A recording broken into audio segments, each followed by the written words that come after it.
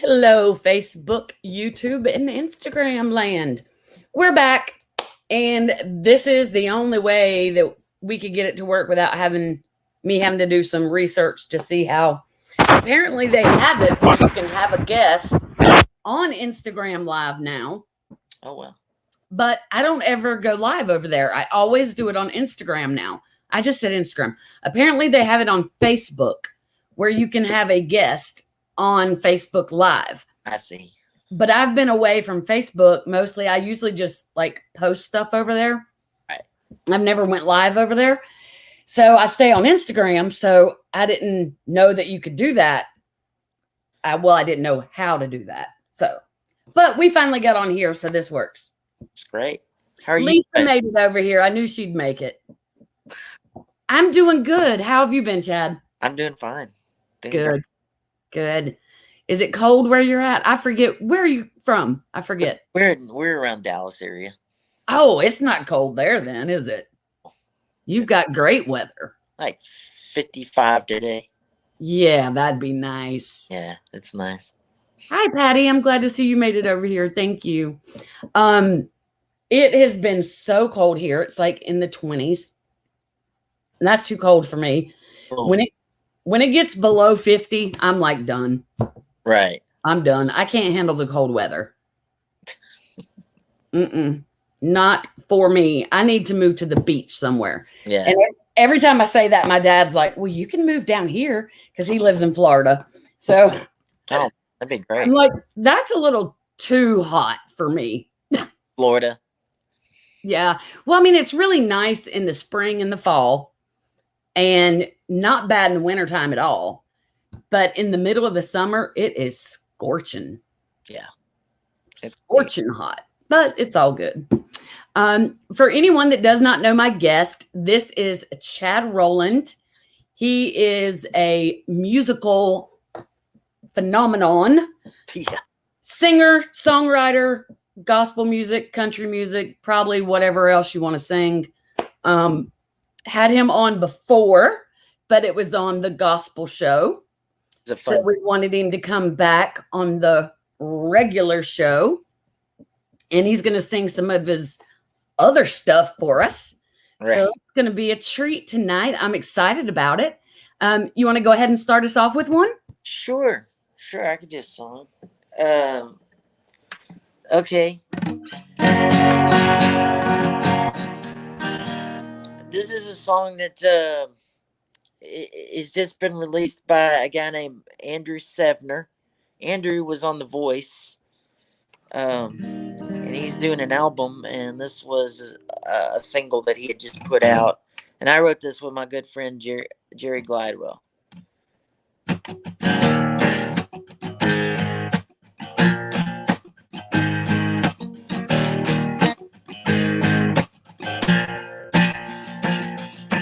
$5.95 cappuccino, lifted my ladder at an 80s rock show, frisbee tossed to a labradoodle, trying to catch a country girl. Church bells ring, Easter Sunday, grandma's eating at a Blue Air buffet, making my plans, summer vacay, but that was a different world.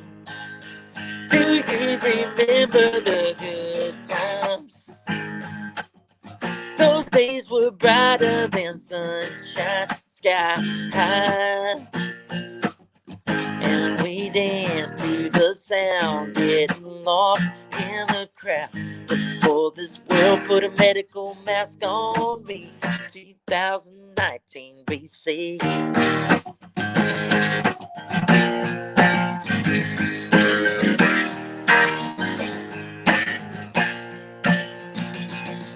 Scrubbing my hands, sanitizer, 6 feet apart at the Derby Diner. 3 months sitting on my unemployment, talking about a bum routine.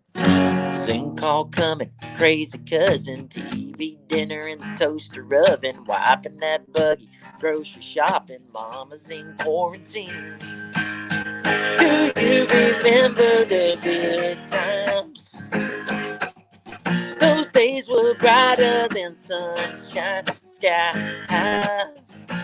And we danced to the sound, getting lost in the crowd. Before put a medical mask on me. 2019 BC. Alright. Did you ever hear the one about rock bands waving hands, dancing in the stands with 10,000 screaming fans, singing along? Whatever happened to the bar fights, poker nights? Now I'm waiting in line just to get inside. Oh, where did we go wrong? Do you remember the good times? Those days were brighter than sunshine, sky high. And we danced to the sound, getting lost in the crowd. Before this world put a mask on me. Do you remember the good times? Those days were brighter than sunshine, sky high.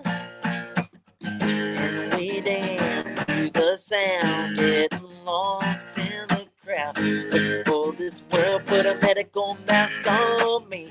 2019 BC. Before this COVID thing.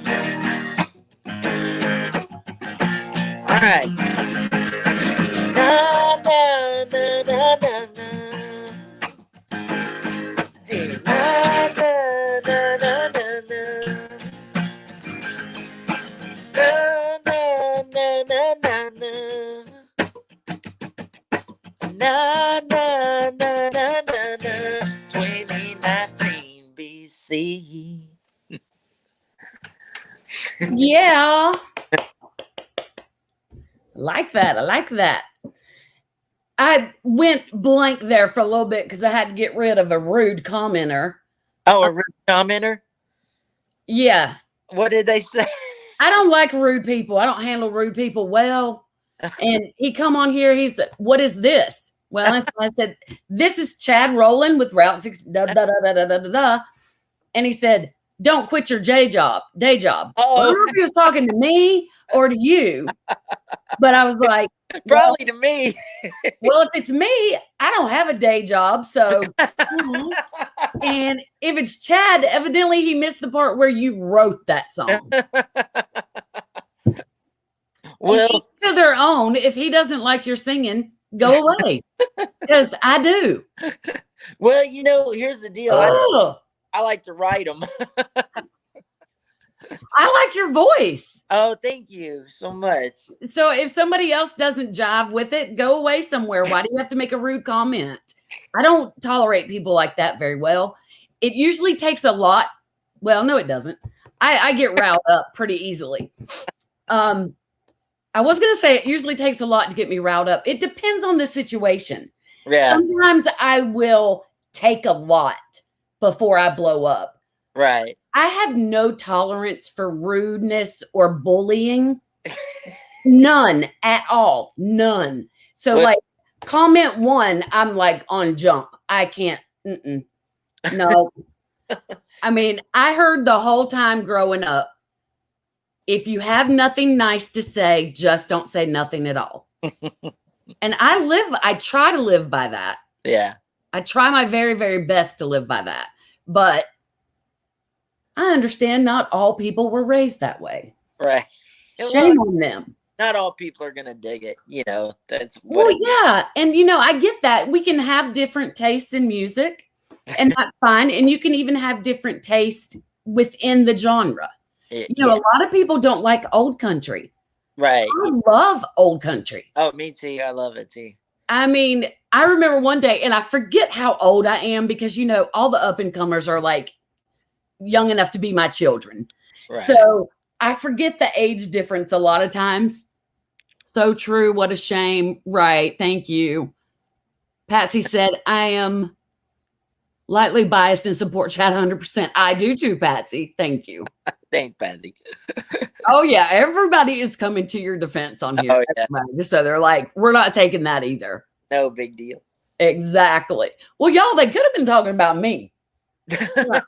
I doubt that. Whatever. They just don't know. My website is fixing to launch. Y'all be yeah. I have been working so hard on it. So hard. And I'm so excited about it. We were hoping it was going to be ready to launch tomorrow. I don't know if we're going to make that or not. It's not quite finished. And I hate for my web designer to be working like all night long tonight. Right. But the good thing is she's on the West Coast. So she's 3 hours behind us. So it's not even quitting work time yet. Right. So hopefully it's ready to go, but it's going to be great.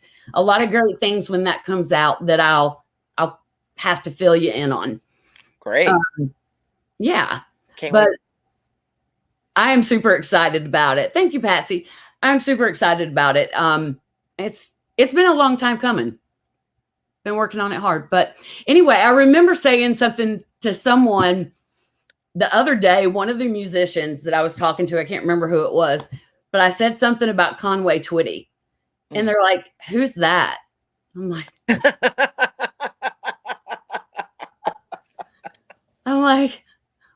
okay. Somebody with a lot of talent. I'm like, only one of the biggest names in country music. I mean, right. Right. That's like, I mean, granted, he wasn't as big as Elvis, but that'd be like somebody saying, well, in the country music world, he was. But that would be really like somebody saying, who's Elvis? How can somebody not know who Conway Twitty is? That's what I thought. I was like, what?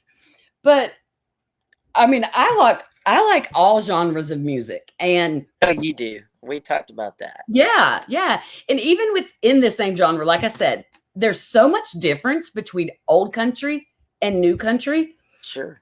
And I feel like I can say this because I'm older, but you've been writing for a long time. Yes, ma'am. So you've written some of the older country. Sure. And now you're writing new country. There's not a big difference in the lyrics, are there? It's just the melody, the rhythm.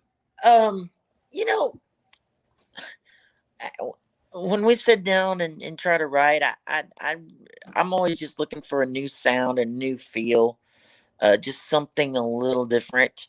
Like in that last song, we put that little reggae thing in the middle. Yeah. It's just kind of, it's just anything to give it a twist. So I try to draw from all those wells, whether it's something older, like, I mean, even, I don't know. I listen to everything. I mean, I listen to everything. Yeah. It doesn't matter to me. I mean, I can listen to something from Webb Pierce or something like that and draw from a record like that just as easy as I can a Blake Shelton record or something like that. And so it all just, or a Conway Twitty record, it all just kind of stirs around in my heart, my soul, and it just kind of gets in there and permeates through my blood. And so, and when it comes, it just comes. It's funny because I feel like I've talked to a lot of songwriters. Not every singer is a songwriter. right. But I feel like I've talked to a lot of songwriters since I've talked to you last. Gotcha. And just really kind of the whole writing process is just really intriguing to me. I love writing. And so, I mean, that's another thing I'm like thrilled about my website for is the articles that I'm going to incorporate in there. So I get to do some writing and I'm going to love that. But I've never attempted to write a song. Right. And I know like when I sit down to write a blog about an interview I've done, well, my inspiration is right there because obviously I'm going to write it about whoever I'm interviewing at the time. But, and I know that songwriters get their inspiration from different places, but have you ever been where like, okay, I've got to write a song today, but nothing's just coming? Oh, many times. I was signed as a writer in music, right? And in Nashville for a while. I was a writer on Music Row, and there were many days you just show up at the office and you just had nothing. I mean, nothing would happen. It was just like there's just nothing happening, and I think it's sometimes when you try to force some of those things, two things can happen. Either you can get an incredible song, which does happen from time to time, or you kind of get something a little subpar, which helps you move on to the next incredible song. If that makes any sense. Yeah. It's just kind of like, clearing the attic of the webs and kind of saying, okay, well, that's what that is. And now we can move on to other things, other business. So Yeah. you write for the sake of writing to kind of get your way to something else sometimes. Yeah. It was interesting today. After I get done with this interview, I have another one over on Instagram, and he did the Instagram takeover today. Oh, cool. And one of his little stories that he put on there, he said he does this 30 minutes every day, like after he does his voice warm-ups, which was interesting in itself. He said he writes a 30-minute nothing song. Gotcha. And he just had his guitar and he was just singing, and whatever words felt like coming out of his mouth, come out of his mouth. And he said it was to get the negativity out to allow something good to come out. Right. I can see. And I was like, that's interesting. That makes sense. So that kind of goes with exactly like what you said. If it's a subpar song, not necessarily bad, you get all that out and that just leaves room for you to write something potentially great. A lot of times what happens to me is some of these subpar things will have some really cool moments inside of them. Right. Man, that's a cool moment. And you can pull from that moment into whatever great thing you're trying to write.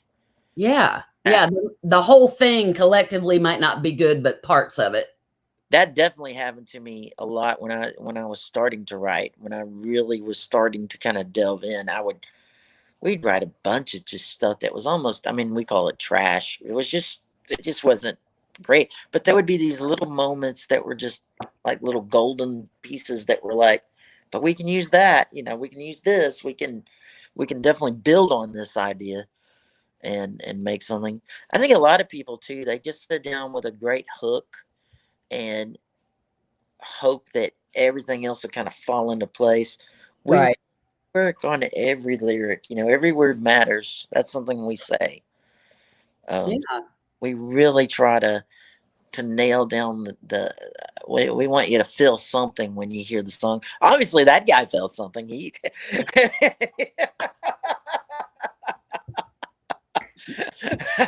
Yeah. Right.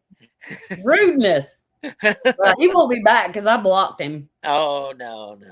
I don't even warn people. You get come in here being rude and you're out. If I started blocking everybody, it was rude. The world probably wouldn't even exist around me. Well, I'll probably unblock him after this, maybe. I don't know if I remember. But he didn't need to come back in here tonight. I ain't listening. I ain't all about that. Yeah. Rude. But when you write at like your writer's job that you had in Nashville, so I how does that work? Like you're working for a company as a writer, so they just send you to whoever, say Luke Bryan needs somebody to write a song for him. You just go meet with him and write. How does that work? Sometimes it works that way. Sometimes it just works where, there'll be other writers in the company and you'll go meet with them, or if you make connections with other writers in other companies, you'll go write with them, or I've never met Luke Bryan. I met Brad. What's his name? I mean, Paisley. no, not him. The guy I was just talking about, the guy that's on The Voice, Blake Shelton. Oh, yeah. Yeah, I mean, like one day I showed up at the office and they said, "Hey, Blake Shelton's across the street. Let's go over and hang out." And da da da da da. So we went over there and tried to smooze a little bit. So that kind of happens, but mostly really the days are kind of boring. You show up and you sit in a room and you try to get something happening, and sometimes it does and sometimes it don't. Sometimes you just don't want to show up. There's just nothing happening. And they expect so many songs out of you. So let's say let's just say for sake of argument, they expect 30 good publishable songs out of you. And me and you write one together. Well, that doesn't count as a song for me. That counts as a half of a song. And let's say me, you, and somebody else writes one, well, then that's a third. So then they expect, you know what I'm saying? Oh my. Yeah, yeah, it's real interesting how that works. That's not right. That should count as a song.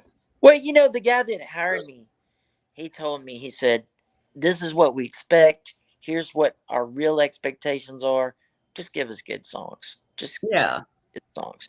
So it was kind of like that. So Yeah, I was gonna say I kind of would imagine like, okay, you don't hit your quota level, but you give them like 10 potential number one hits. They're probably gonna forgive you. if I gave him 10 number one hits, I'd get down and kiss my feet probably.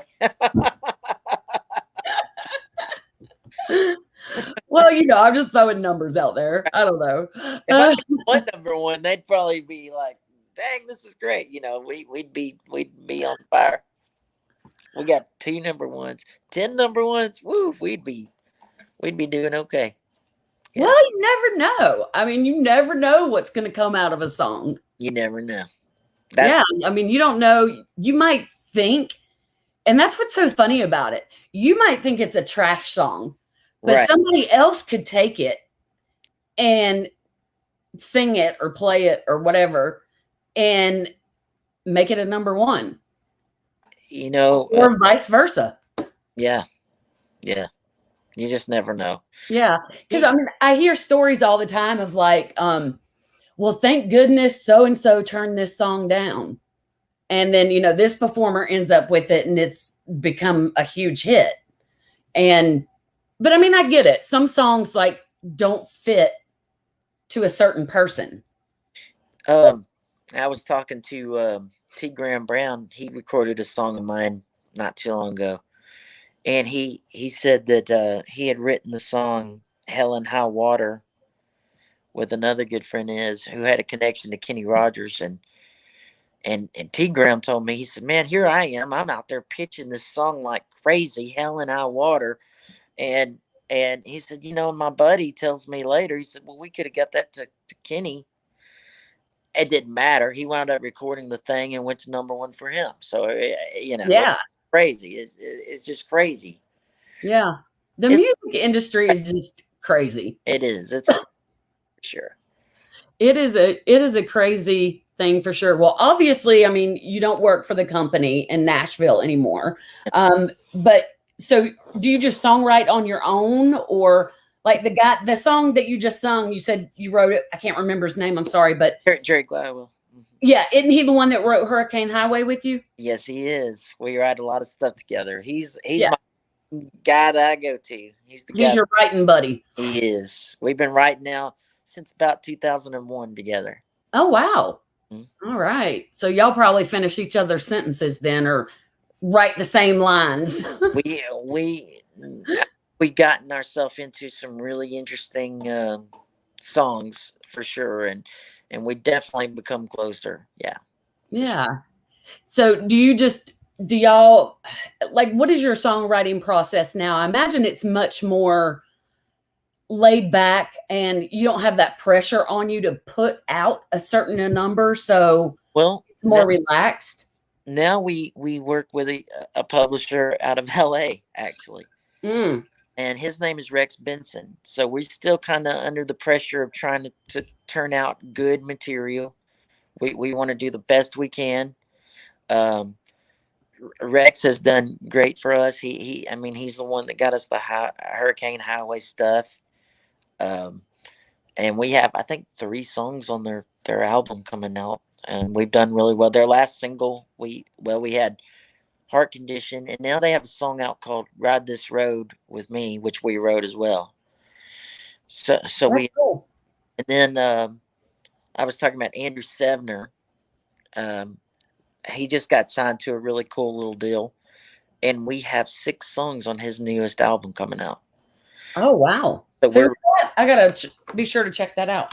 His name is Andrew Sevner, Sevener, He was on The Voice, and I believe he was third or fourth winner up. He was on Blake Shelton's team, Oh, and I have he's not. It's crazy. I've got like probably 2 seasons. I haven't watched the last 2 seasons of The Voice, but they're DVR'd on my TV. On my TV, I haven't watched them yet.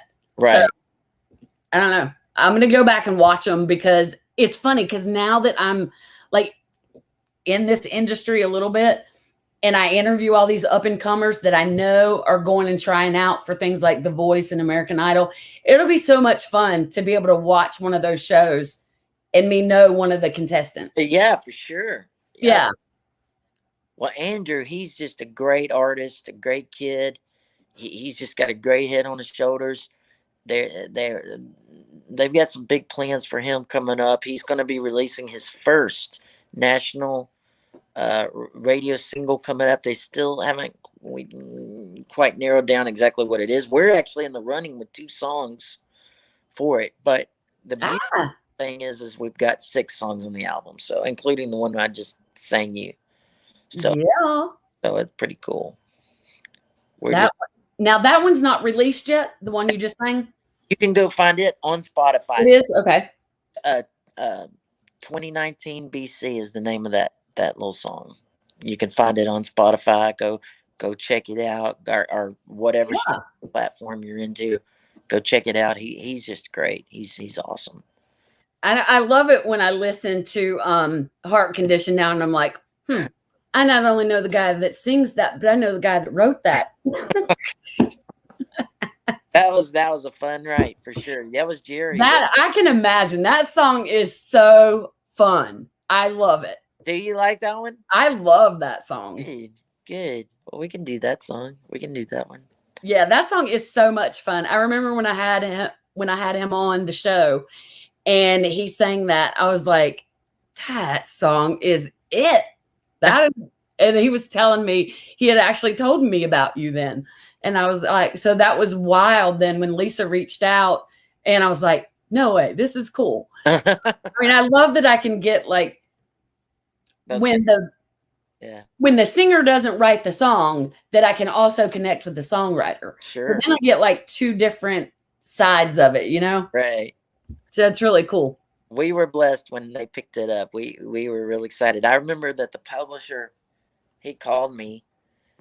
I was out, might have been in Vegas or somewhere. I was doing something. Anyway, he called me and said, well, those guys in Ireland, they hit on that song. I think it was like 40 something times to listen to it. And he said, I think it's going to get cut. Oh, yeah. I'm telling you, Ireland loves country music. Yes. Yeah. They love country music. One of my friends, and she's became a friend through this show, Lizzie Cates.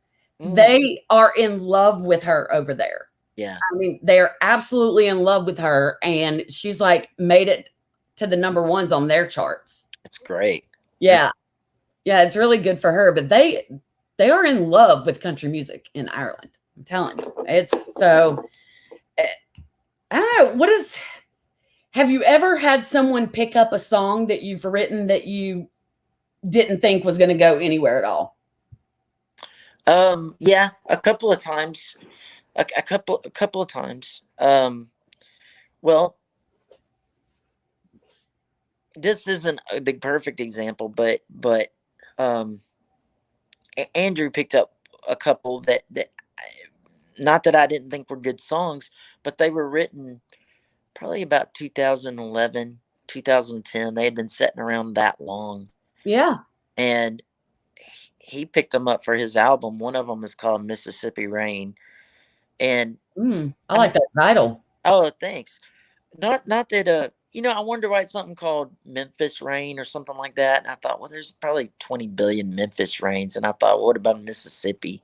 Yeah, I like that. So we just changed it. But he heard it on I think it was on a Reverb Nation or something, and he called his management and sent me a deal and said, did you guys write this? And I said, yeah. He said, well, we're going to record it. I thought, That's crazy because it had been sitting there. We had been trying for a long time with that one. We thought it was a good song. Nobody would ever touch it. There's a couple like that Wow. gotten so close, and then they just kind of fall through, and then somebody else will say, "I want that," and Yeah. kind of like what we were talking about earlier. And so yeah, there's definitely been songs that have been picked up that I wasn't expecting. Yeah. Well, it's just like it's all about timing. Just Yeah. like for anybody trying to make it out there as a singer songwriter, one, the other, both, it's all about timing. Who sees you when and the perfect song? Well, that song for the songwriter landing in somebody's lap that's going to do it justice again is all about timing. I mean, I'm sure you've probably got songs sitting around that's older than that. Oh God, yeah. Um, the But other I day, mean, you write a ton. Like, how many songs would you say you average a week that you write? a week Yeah. now. The main writers that I write with right now, one of them is of course Jerry, and the other one is a girl named Amy Johnson, and we probably average 2 or 3 songs a week because it'll take us a good 3 or 4 times, 5 times sometimes to get it right, to get it to where we really feel like it's right. So it Yeah. take five sessions or so Hmm. that we really, I mean, we're really trying to make them good. Yeah. Yeah. I mean, these things don't write themselves. Yeah. Now. They I mean, it takes a lot of work. It just takes a lot of getting in there and fighting for each word and thinking about each word and thinking about the melody and how, can we do something a little different here, or it just takes a little work. I know some people will tell me, "Oh, we finished a song, in an hour's time." Well, sometimes I can and feel okay with it, but most times I don't. I really want to go back and check it out and make sure that I feel okay about it. Yeah. And I mean, if we were, if I didn't care, we could probably turn out 4 or 5 songs a week if I really, if the writers didn't really care. But we all really work hard on them Yeah. too. Well, of course, because I mean, that's your name is going to be attached to that song forever and always. And you don't want to just put stuff out to be putting it out I'm with your name attached to it. our publisher Rex Benson. He told me once. He said, the thing that I like about y'all's writing is y'all don't aim for the album. You guys aim for the radio, and that's what we're trying to do. We're trying for the for the real stuff. So Well, that's what people, I don't know about the other two people that you were talking about. If they're young kids or if they're seasoned. Um, but I think that's the difference. I don't know that 20 something year olds, and no offense to any of you guys, no offense, I respect y'all greatly, but I don't know that any 20 something year olds write aiming towards the radio anymore. It's aiming towards making somebody listen to it.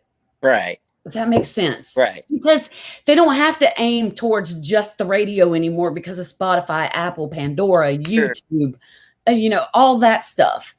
But used to who was I was talking with this about this with somebody the other day, how how it was back in the day when you literally had to go walk in the streets, knock in the doors with a CD in hand or a cassette, a demo in hand, begging radio stations or labels or whoever just to listen to it. yeah.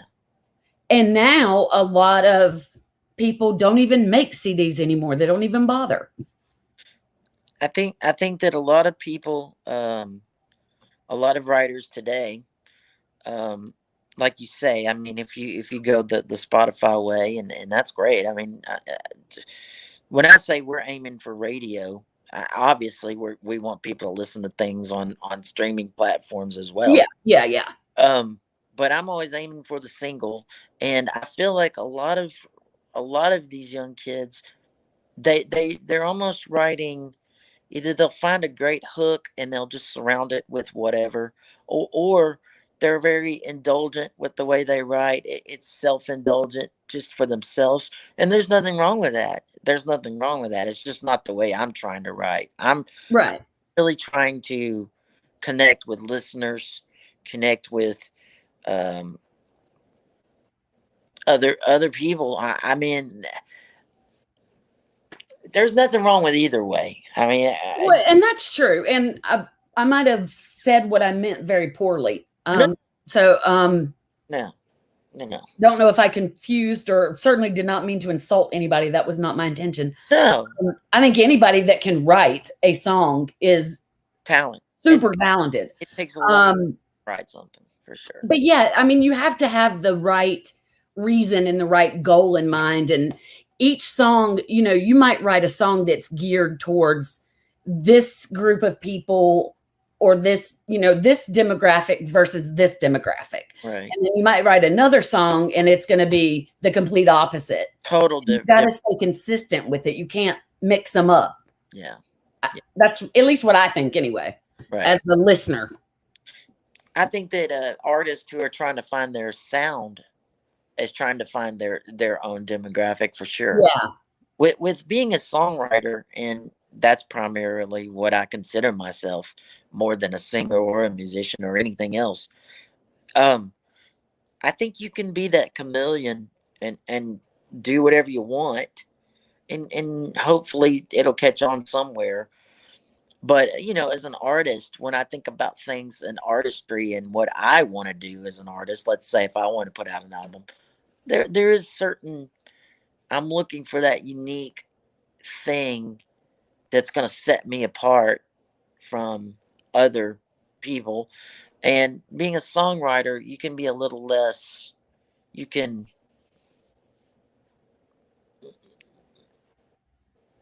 I don't know how to explain this very, I don't know if I'm doing a poor job, but you can, you, you never know what kind of song is going to hit any artist. So you Right. can write whatever kind of song kind of comes out. Yeah. You're not aiming necessarily for a specific person. Right. So whatever comes out, even if it doesn't hit one artist, it might hit somebody else. You just never know. Exactly. Because not everybody, like, I mean, just like we were saying earlier, not everybody has the same taste or No. the same take on a song. One artist might interpret it completely different than somebody else. Totally. You don't know what kind of production is going to be thrown on, what kind of things they might manipulate. Right. Their vocal. You don't know what's going to happen. Oh yeah, there's so many different things that go into the making of just one song. Right. That happens after the song is written. That's only the first part. Sure. And I've been so amazed throughout this last year to find all of this out and all the steps that it takes just to release one single, let alone a whole album. Yeah. Yeah. And it's crazy to me. That's and that's why I love the other show that I've got on Wednesday nights where I get to talk to people other than the singer-songwriter, and like the producers or the band members or the publicist, management, you know, all the behind the scenes people that are working just as hard as that, you know, person up front that's getting all the attention. Right. You know, a lot of times they only look at that lead singer.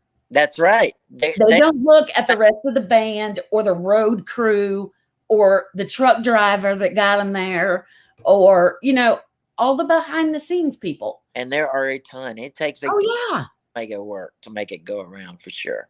Oh yeah. Well, you know the old saying that to raise a child, it takes a village. That's right. That's to raise a singer, it takes a village. To raise a song, it takes a village. And it does. It really does, because we consider these songs like children to us. And yeah, absolutely. You know, I mean, the money that's spent, forget just, okay. It blows my mind. Yeah, you put all your blood and sweat into to writing the thing, to arranging the thing, to getting it out to do a demo of the thing, to getting the demo to an artist or to a publicist or to a producer or to someone who might be interested for their artist to the thing, to the artist who has to say yes, who has to then convince themselves, their record company, their management, and their producer that this needs to be on the album. Mm-hmm. Producer getting their hands in it, to the band getting their hands into it, to the artist getting his hand or her hands into it, then to convincing radio that this could be a single. Then, if it is a single, how much money are we going to spend to promote it? And the promoters getting their hands into it. And how can we? Right. Mm-hmm. I mean, it never ends with this Oh, stuff. yeah. It's so much. It's so much to take in. It really is. And not to insult anyone's intelligence by no means, because I had no clue. Before I came to work, paid or unpaid, in the music industry, I had no idea what it took. Right. No idea. I mean, I honestly thought, all right, somebody writes a song, somebody records it, somebody sings it, goes on the radio. End of story. Right. End of story. Pretty much, which I knew there was management and decisions in between there and producers, that kind of thing. I knew that stuff, but not to the level that it is. And that's where it's all different. And then I really did not know. I thought like management, whether it's individual or company or record label, are the ones that, approach the radio saying, I've got a great song for you. You want to play this? I thought it was either, okay, let's pitch it. It's either a yes or a no. Right. Right. There's more to it than that. It's got to go through a lot of gates for sure. It's got to. And money. Money, big time. And I did not know that. Oh man, you got to grease those palms for sure. Yeah, I did not know that, but it didn't surprise me. When I found it out, it did not surprise me. I was like, isn't that what everything's about? Right. I mean, every business it comes down to money. Yeah, it's a business. Are we going to lose money? How much money are we going to spend to promote it? How much money is it going to cost to record it? How much money is it going to cost to convince so-and-so to play it? Yeah. Put it in rotation. Right. Exactly. It's crazy. Well, let's hear one of these songs that you have written that's made it or gonna make it. Okay.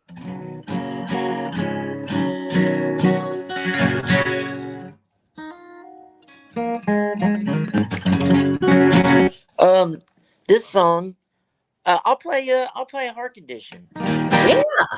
Heart Condition was obviously recorded by Hurricane Highway, and me and Jerry wrote it again, and I think it did pretty well for him. I can't remember. It made pretty high on charts. It might have made it #1 over there. I can't remember. It was a big hit for him. Yeah, I can't remember the numbers either. While you're singing it, I'll look up just their Spotify numbers just to see what it's like there. Well, I know this. Spotify over there for them has not been the biggest deal. I tell you, on their Facebook, I think they've had over 200,000 just on the video. Oh, wow. That's awesome. Yeah, Spotify is only at like 20,000. It's small. Yeah, which I don't think Spotify is not as big over there as it is here, right? They're really concentrating their crowd on Spotify over there. That's not where they're spending their money. I'm not sure. But I know that the radio we did well on radio. Yeah. I think it might have been a #1 over there for radio. Yeah. But anyway.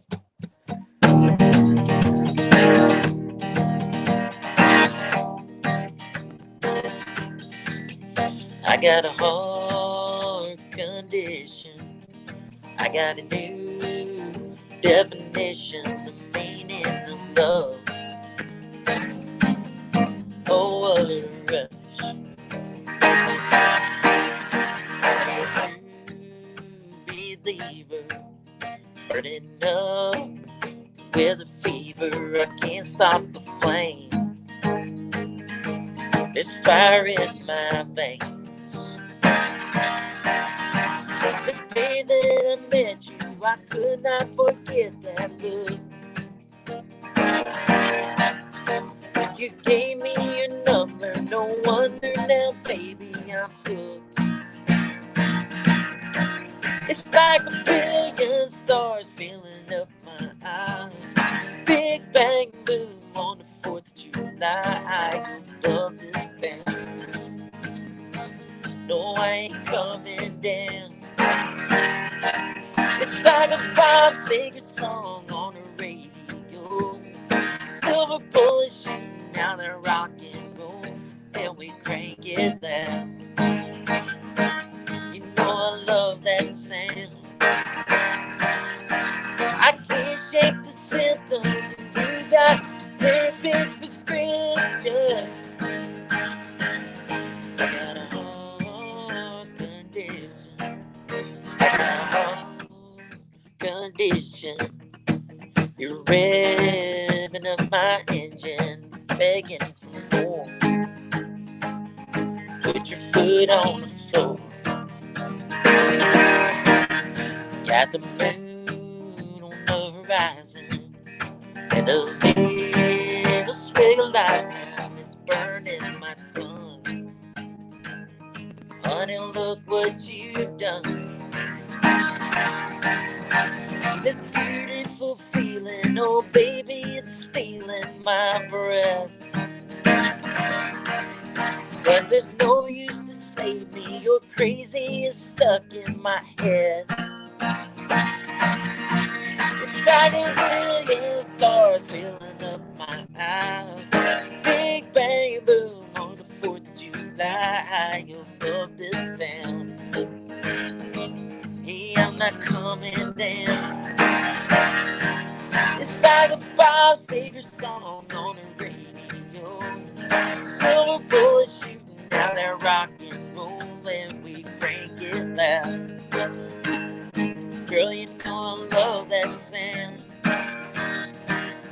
I can't shake the symptoms, and you got the perfect prescription. Got a heart condition. Got a heart condition. Got a heart condition. Yeah. Love it, love it, love it. Lisa says, "You're crazy" is stuck in my head. Yeah. I hope that's the name of a song, and she's not saying you're crazy. No, that's in the song. That's the heart condition. That's the lyric in there. I know, just kidding. Well, Kidding. she's right. I am crazy. Nah. Well, I think, no, we all have a little crazy in us. Oh, definitely me, for sure. Yeah, I mean, we all do. That's just a given. Just a given. Well, I'm going to let you go ahead and play another. Okay. And then we'll talk for just another minute, because I need to have about a 10-minute break between this show and the next, and it's in 20 minutes. Okay, so you had mentioned earlier that about the process and the way me and Jerry work. This is another meeting. Yeah. Things have changed because we're not able to get in the same room, and we haven't in a while. And so the last time we were together, it was, I guess it was around November of last year, and maybe even October. And we were in the same room together, and it was really great. And we decided that we wanted to try to write. It was kind of hard because we hadn't written in the same room in a while, and our process has changed. And I kind of like what we do online, but I was real excited to get in a room. We had a piano in there, and we could sit in there and everything. You have to worry about things going in and out and clarity. And anyway, you got the electric feeling of sitting there. So um, I told him I wanted to write a song about bartenders real bad, and I've been wanting to for a long time. So this song was born out of it, and now this song is actually going on. Andrew's this you talk about a surprise. This was a surprise. Andrew's management called our publisher after just hearing the work tape and said they wanted to record it. So we were really excited about it. This is called Tap. Cool.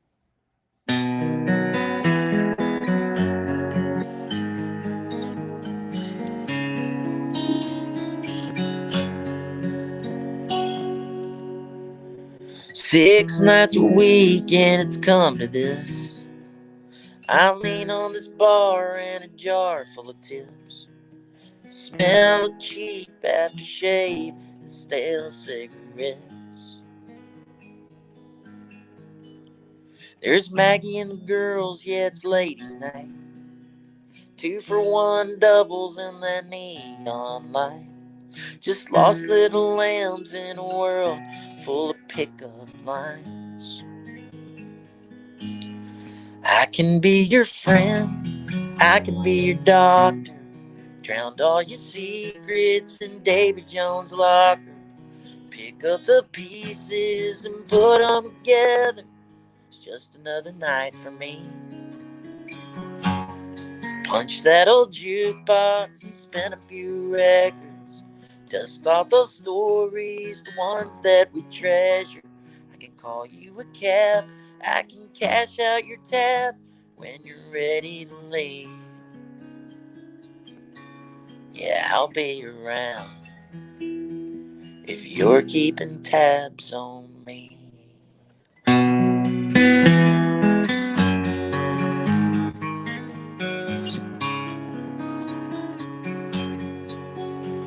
Now I'm stacking up the chairs in this old watering hole.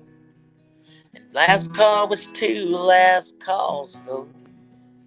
And they stagger out the door into a starry night like Vincent van Gogh.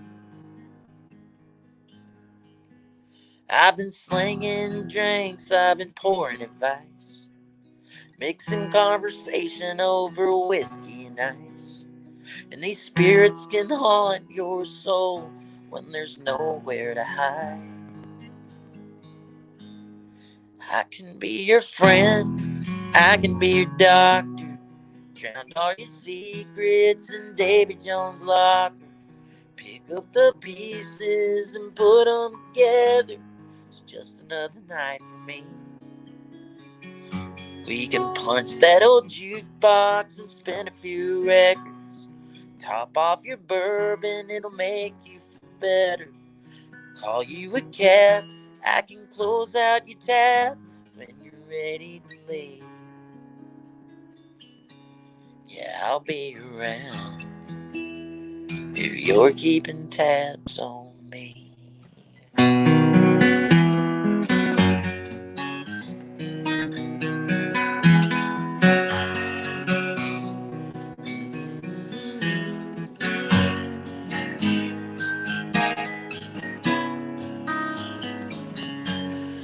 I can be your friend, I can be your doctor. Drowned all your secrets in Davy Jones' locker. I can pick up the pieces and put them together 6 nights a week. Hey, I'll be around if you're keeping tabs on me.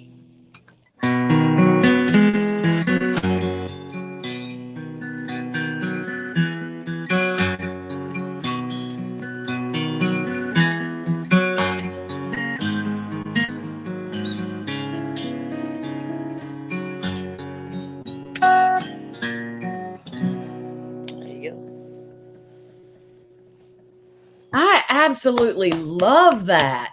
You like that one? Yes, that is fantastic. Thank I you. love the little play on words where I'll be around if you're keeping tabs on me. Yeah. I love that. Yeah. Yeah, I really like that song. I will be looking for that one to come out. That is so cool. Thank you. Yeah, you've truly, truly got a gift in songwriting. Thank you. That is just, if I was a singer, I would be having you write songs for me all the time. I was singing. I can't sing, trust Get me. into it. Let's make it happen. Ooh, no. Maybe you can teach me how to write. Okay. All I'd right. be willing to write. Okay. Sing. Look, I am only a good singer when I'm in the car by myself. All right. I got you. Well, thank you so much for coming on again, Chad. I loved it to get this side of you. And we'll have to do it again sometime for sure. We will. Yeah, you know you're always welcome. But So thank you so much for coming on. I appreciate it. Thank you, everybody. Thank you, Lisa, for introducing me to Chad last year. thank you. Thank you, everyone that has stayed on and watched with us, and to anyone that watches it again or watches the replay. I'm sorry. Chad is not on Instagram, so you'll have to follow him on Facebook. Keep up with him and pay attention to the songs he's got out there. He has written a ton of great songs, you guys. And thank you for tuning in. Everybody have a great and wonderful night and the rest of the week. Stay safe, stay healthy, and most of all, be kind to each other. Thank you so much, Chad. You have a good night. You too, Stacy. Thank you. All right. Thank you.